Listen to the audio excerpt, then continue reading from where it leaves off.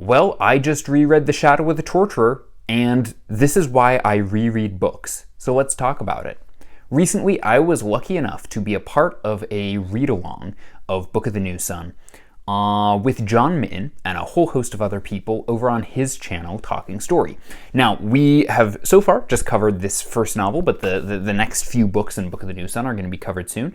And let me see if I can get everybody who is a part of this group here. It was John Mitten, his son Jacob, and then it was also Preacher from Preacher Reads. Christopher Rocchio, author of the Sun Eater series, was sort of the guide for all of us through this. And then it was myself, Jake from Nerd Level Rising, Dr. Philip Chase, Joanna from Joanna Reads, and then Austin and Richard from Two to Ramble. And I believe that is everybody who was a part of this. And we had a great discussion about it, but I also just kind of wanted to make a separate video. And you can check out that. I have it linked in the Gene Wolfe playlist on my YouTube channel here. I'm sure most of you have gotten a chance to see that. If not, definitely do. But I wanted to make an individual video just kind of talking about how my perspective on this first novel in Book of the New Sun has changed. And some of the things that I noticed on this read-through that I've never seen before, this being my third read-through of the series. So I took notes this time, and I'd like to talk about a couple things about my experience going through this. So the first part of this video is going to be all general, non-spoiler, and then in the second half, I'm not going to be giving specific spoilers for later in the series, but I do want to talk about specific things that I caught this time around that I had not noticed before when I'd read the series. And so some of them may be allusions to things that will happen later on, or things that are like, oh, this will be an important symbol. So I'll give a warning before that in case any of my fellow people who are reading along with the series with us, or anybody else who just wants to avoid any wisp of anything to come, they can stop the video there. But the first thing that I'd like to talk about is this, that Wolfe has a weighty reputation among sci-fi fantasy fans. Obviously, a lot of people talk about it being dense and confusing and all this stuff. And there is a small grain of truth to that. That is where the reputation comes from. My goal with all the Wolfe videos that I've tried to do here is talk about how there's interesting stuff, there's really deep stuff, there's a lot you can get out of a first read, there's even more you can get out of a second read with his books, but that I am not a Wolfe expert. I'm not a literary scholar. I'm very much a layman. I'm just somebody who likes to read a lot. And there is so much that I enjoy about these books, even just from that perspective. But, recently, reading Wolfe, I've been reading R. Scott Baker, I've been reading other things that people would consider more heady, more literary sci-fi fantasy, for whatever that's worth. And the question has crossed my mind numerous times. Like, am I just gaslighting myself into liking this? Like, did I just start? Because I've even heard people on the internet who say people who adore the Book of the New Sun do so just to sound smart, just to sound intelligent. And so I went into this reread a little bit nervous of maybe I am taking the excitement that I see of other people for this series and just putting that into my own experience and just claiming it for my own. And really, I don't like this nearly as much as I claim to. Maybe I'm just delusional about all of this. And I can honestly say that my sincere reaction to getting back into Shadow of the Torturer is like pure love for this. I loved it from start to finish. When I first read Shadow of the Torturer, I gave it 4 out of 5 stars. On the reread, it's an easy 5 out of 5 stars on both rereads. This book is such a strong beginning to the series, and I said this in our live stream, and I firmly believe this, but this is the worst of the series. And this is not a bad book by any means, but the rest of the series gets so much better from there. So to give a brief plot synopsis, I'm sure everybody is sick of hearing this, but this is set in a dying Earth, far future. The main character is a torturer's apprentice named Severian. He opens the book by telling us that he backed his way into becoming the Autarch, who is sort of the emperor of Earth, and this is the story of how it happened. And so Shadow of the Torturer specifically covers his childhood in the Torturer's Guild, how he ran into a revolutionary Robin Hood type figure named Vodalis, who's in a war against the Autarch, and then it talks about how Severian was exiled from the Guild of Torturers because he showed mercy to one of his clients when he was not allowed to. And then the story follows sort of his journey as he leaves the Torturers Guild, sort of to save face from having him executed or from the embarrassment of having one of their members of their guild having disgraced themselves. They just exile him and say, go be basically the town sheriff of this other town. And so the rest of the book, sort of the second half, is about him journeying from the citadel where he started and trying to get to the town where he's going to be their head executioner, sort of their head law enforcer.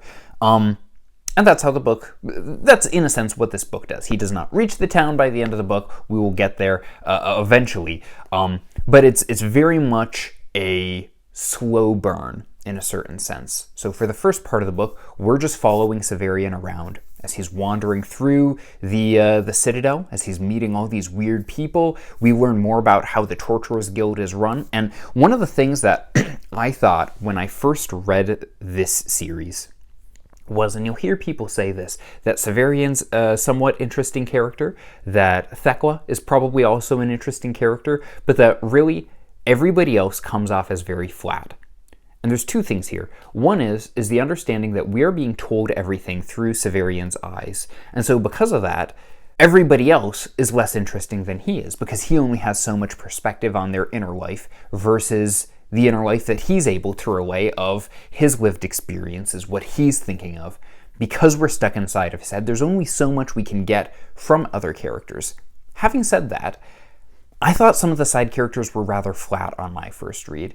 On a reread, though, I started to notice lots of little details that I had never picked up on before. And I'll give you an example of this, and this is sort of both on Severian's characterization, but also the characterization of other people in this.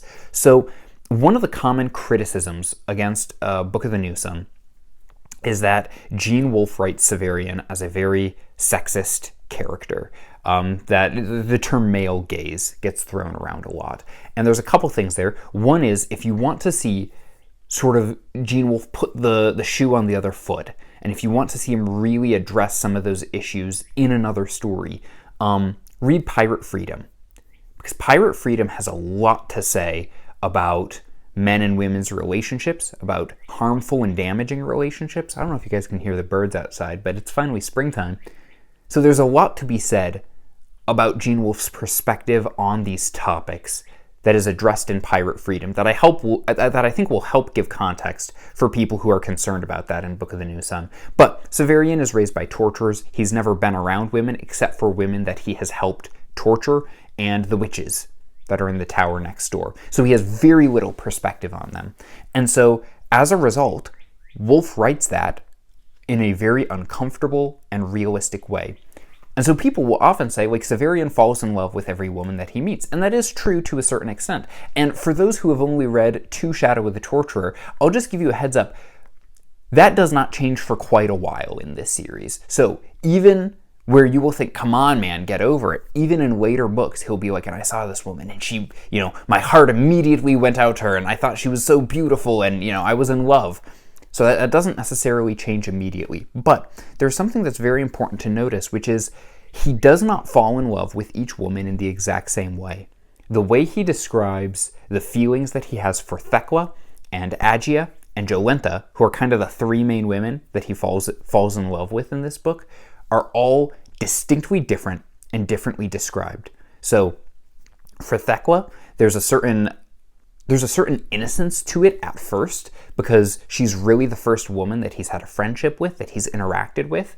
But Thecla is clearly very manipulative, and I didn't pick that up on my first reading, that she says that she does not hate Severian even after he has assisted in the torture of her, because if she hated him, she would have no other friend in the Citadel. So there's a lot of manipulative things that Thecla says in terms of how she communicates with Severian and in terms of their relationship. And then Agia, Severian describes as being incredibly attracted to her, but finding her to not be beautiful.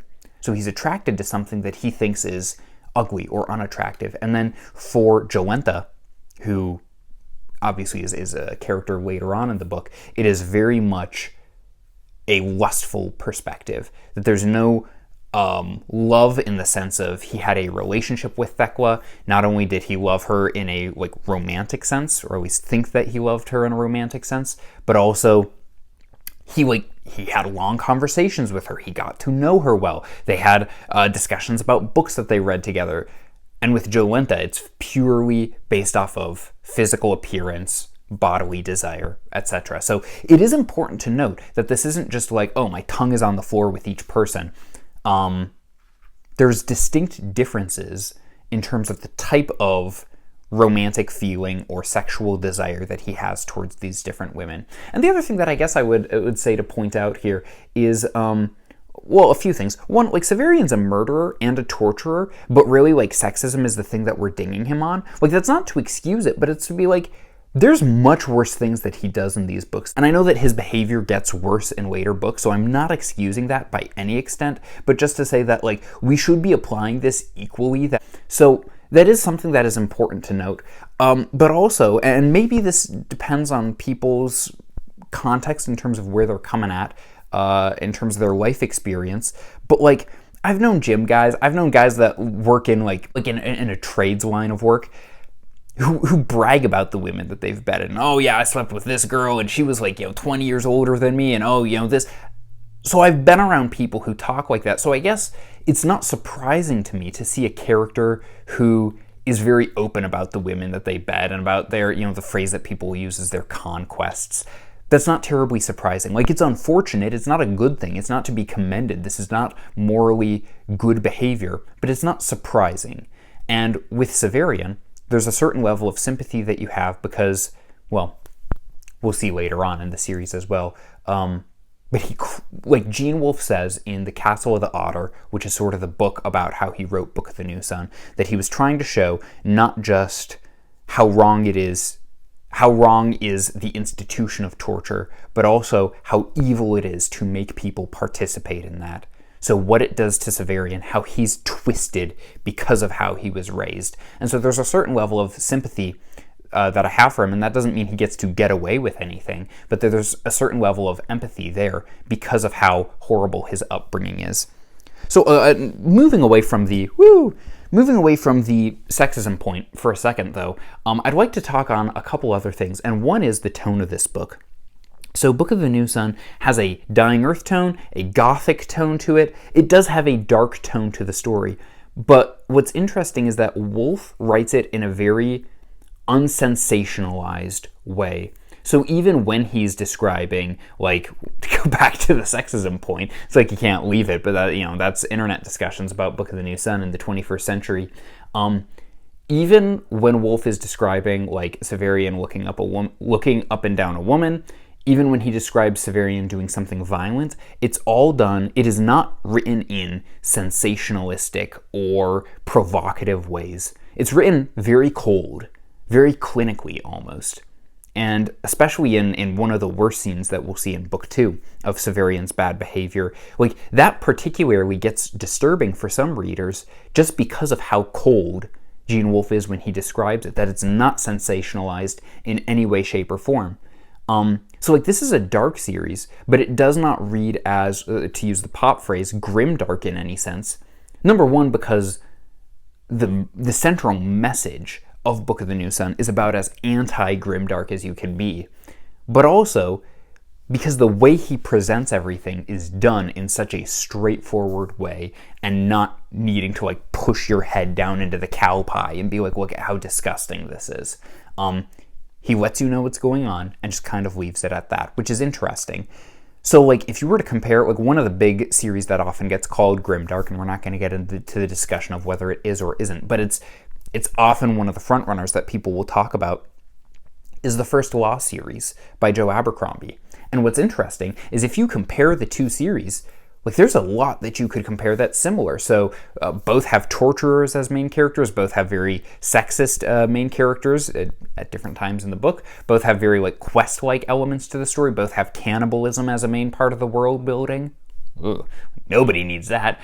Both have very dark tones. Both are about wars that are kind of in the background that come to the forefront the farther in you get to the story. Both are about, like, unsuspecting characters who become kings by the end of it. So there's a lot of, like, superficial similarities between them. But in terms of how they're presented, like, Joe Abercrombie is way more graphic. And I don't even think Joe Abercrombie's a very hard R rating in terms of his books, but he's significantly more graphic and voyeuristic and sort of putting your face in it in terms of the content of things. Wolf is a lot more cold and removed to it. And I heard Mark Aramini, who's a Wolf scholar, describe the way that Wolf writes these books. He said that it is written with a very fatherly, masculine tone. So it's not just, big, buff jock, I went out there and we killed 20 guys, and 100 guys beat down the gorilla. Isn't that great? It's written more in the sense of the way, I think the phrase Mark Aramini used is like, I went and beat up a guy this afternoon and then I cried about it afterwards. And maybe that doesn't make sense for people who haven't read the book, but there is a certain tenderness and sorrow underlying even the violence and the dark things and the twisted things that are described in New Sun. One other thing that I'll note, since we're talking about the violence, is that Wolf writes violence in a very atypical manner. And I'm going to pull up a passage here specifically at the end of Shadow of the Torturer. So at the end of Shadow, there is a moment where there's an altercation, there's a fight between a couple of people, on the very last page. And this isn't a spoiler, but just to read the way that Wolf writes this action, this is really interesting here. Listen to how he writes this. Dorcas tightened her grip on my arm and asked, "Why are they so frightened?" Then screamed and buried her face in my hands as the iron tip of the lash flicked her cheek. I pressed past the Mary Chip's head, seized the ankle of the wagoneer who had struck her, and pulled him from his seat. By that time, all the gate was ringing with bawling and swearing, and the cries of the injured and the bellowings of frightened animals, and if the stranger continued his tale, I could not hear it. The driver I pulled down must have died at once, because I had wished to impress Dorcas. I had hoped to perform the excruciation we call 2 apricots, but he had fallen under the feet of the travelers and the heavy wheels of the cart. Even his screams were lost. So you hear how Wolf even writes the action in that scene. It's very uncinematic in the sense of a lot of how action is written now is like how somebody would describe a fight scene in a movie. And he raised up his fist and then he punched down on Captain America's shield and then he blasted the laser into this and it was deflected and it hit this building where there was an explosion. And that's not how Wolf writes things. There's a certain coldness, like we've talked about, a certain detachedness, but also a weird rhythm to how he writes the action there. So it makes for a very different reading experience than some kinds of modern fantasy do. One other thing that I'll talk about here briefly is that one thing that I had not noticed quite before is that Wolf, in this, we meet the character of Dr. Talos, who is a robot of some kind. And Dr. Talos is writing a play, and we see part of it performed in this book, and then we see more of it performed later on in Book of the New Sun. But I was pondering on this even more, of this is a robot who is writing a play. It's a robot creating a piece of art, and I wonder how much of this is Wolf making a statement. You think artificial intelligence, and this was written in the 80s, and on his mind is a robotic, a non-human creature creating a work of art. And I wonder if it's some sort of statement about AI art, or if it's just that he's trying to write it so that because the play is loosely based on some historical events. So I wonder if it's that the robot has the objectivity to distill everything down into one solid play form and be able to present it. So that was something I hadn't pondered before that, I don't know, I'm still going to need to think about, and we'll probably talk about more once we get to Claw the Conciliator. Let's see here. A couple of other weird world-building details that I've missed before, and I mentioned this in the live stream as well, that the members of the aristocracy, the aristocrats, are genetically different, and maybe very much so. So, for example, Thecla is described as being as tall as her prison cell. That's tall. That's very tall. You think even if it's a small room, that's still 7 or 8 feet tall. So there's weird details like that. There's weird details like that in the rats in the library use their own dung to write on the covers of old books. So to write messages or possibly books of their own. So it's and Wolf will say these weird things and then just move on and be like, well, see ya. And so, bizarre stuff like that you could make a whole book out of, really. I'd also like to point out, and here's where we're going to start getting into a few things that are going to be signposts for later. So if you want to bow out now, that's totally fine. But we'll go over a few things here. So first of all, as early as chapter 2, Severian sees the sigil, and I won't say where because that might actually get into spoiler territory, but we'll just say he sees the sigil of a fountain bursting up and then a ship flying over it. And once again, if you're just reading it and you're taking the text straight forward, remember, ship does not mean like, the Nina, the Pinta, and the Santa Maria. Like, he's talking about a spaceship here. A spaceship flying over a fountain. This is a reference, as far as I can tell, to something that happens halfway through Earth of the New Sun, which is apparently the book that Wolfe was never planning on writing. And it's in chapter 2 of Shadow of the Torturer. So, like, that blew my mind. Also, Valeria, who ends up becoming a very important character in Severian's life, even though she has very little page time for most of New Sun, Severian bumps into while he's looking for Triskeli. And I had never even noticed that, even in my second read-through of this. I had just forgotten who she was. And so this is where some of the value in rereading New Sun comes from, is because the first time you're going through it, it's just about like trying to figure out the plot, and why are they in botanical gardens right now, and what are these flowers, what is this? And then the second time through, because you've had a lot of those questions answered, you're more looking for things in the background. It's kind of like when you watch Lord of the Rings for the first time and you're just overwhelmed by like the scale of it and the story of it. And then as you rewatch it later times, then you start to notice all of these like funny, memeable like trivia things that people point out now. That comes from multiple rewatches of it. Let's see here. A couple of other weird details here. Thecla says that one day there will be an autarchus. So not just an autarch, but an autarchus. And it's funny, once again, that Thecla says that. So that'll be an important detail for later on that I'd never picked up before. And Thecla even says that her mother had a vision that her daughter would one day rule on a throne. And significant foreshadowing early on in book 1 there. I will say the character of Jolenta really stood out to me. I heard somebody talking about her. I think it was on the Rereading Wolf podcast. They had an episode in book 2 during the scene that they set aside just to talk about that. And one of the ladies that they brought on to talk about said specifically that she felt like Jolenta was very much like a Marilyn Monroe type of character.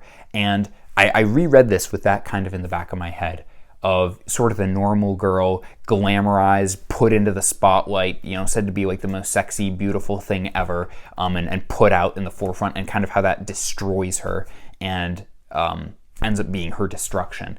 And as I was reading it, it hit me. I was like, oh, it literally is like the girl picked up at the diner by the Hollywood producer. It's literally that archetype, but in a dying Earth setting. So I think there's really something there. And then the last of these like subtle foreshadowing hints that I'll talk about is that when Severian goes to the brothel with, is it Draught that takes him there? I forget, it's been a few weeks since I finished this. But when he goes to the brothel, he's met by a man who is described as being, I think a eunuch is the word that they use to describe him. And spoilers for later in the series, but we later learn that this is the autarch who's meeting them. And one detail that always like weirded me out when I read it is that the autarch is wearing a vial around his neck that is a phallus, in the shape of a phallus. I was like, what? Like, Gene, like, come on, man, that is so weird. Why is that there? And one thing in our live stream that Dr. Philip Chase talked about is that this book series makes a lot more sense if you start looking for symbolic symbols. So here we go, like, big spoiler. Mute for the next few seconds if you're still watching this far and you haven't read this. The autarch is unable to reproduce in the way that human beings naturally do because of reasons.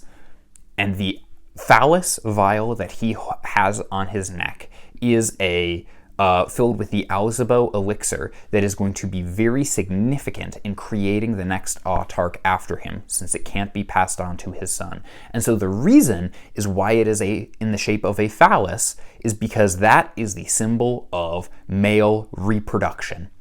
And so the way that he can pass his seed on, in a sense, is in the symbol of male reproduction through the Alzabo elixir. And once I looked at that, it is the method of passing his genes, passing himself on to the next generation.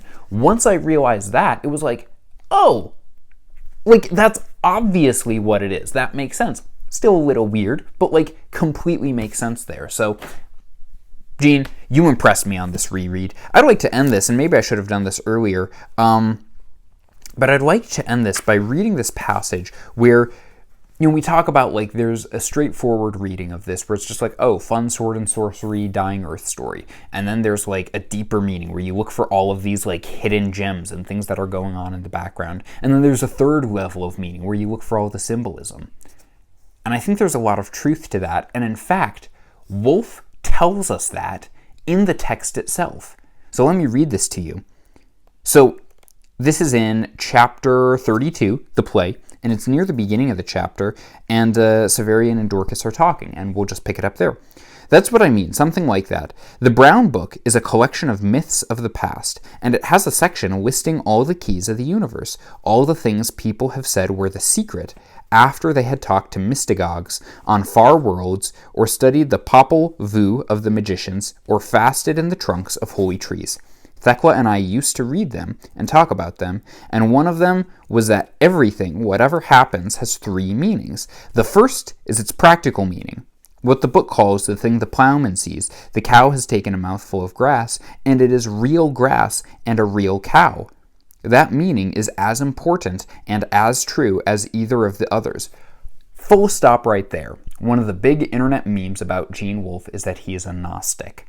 Is that comes through in his writing. I've yet to have somebody show me why they think that or what of the text indicates Gnosticism. And maybe I'm completely wrong, so feel free to correct me, but this isn't, from a straightforward reading, this is an explicitly anti-Gnostic point.